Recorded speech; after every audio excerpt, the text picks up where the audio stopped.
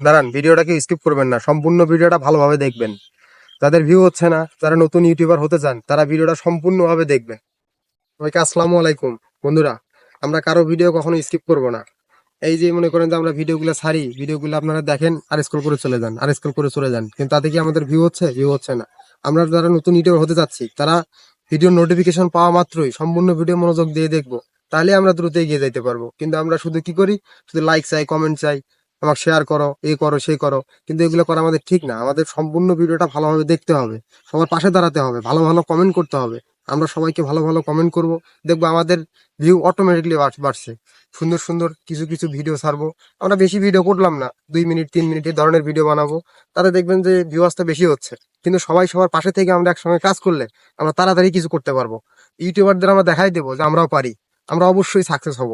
ঠিক আছে, যারা নতুন ইউটিউবাররা আছেন, তারা অবশ্যই অবশ্যই সবকিছু গাইডলাইন মেনে চলে সবাই কাজ করবেন। তাহলে দেখবেন যে আমাদের অটো ভিউ হচ্ছে, অটো সাবস্ক্রাইবার হচ্ছে।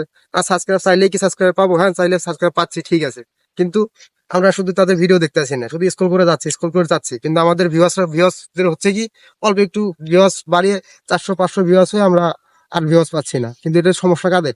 সমস্যা সমাদের। আমরা যারা নতুন ইউটিউবার হব, তারা অবশ্যই অবশ্যই সম্পূর্ণ ভিডিও দেখবো, দেখার পরে লাইক কমেন্ট সবকিছু দেবো, সাবস্ক্রাইব। আমরা সবাই যদি সবার পাশে থাকি, তাহলে আমরা দ্রুত গতিতে এগিয়ে যেতে পারবো। যারা যারা নতুন ইউটিউবার হতে চান, তারা অবশ্যই অবশ্যই ভিডিও সম্পূর্ণ দেখবেন। ঠিক আছে, ভালো থাকবেন, সুস্থ থাকবেন, খোদা হাফেজ।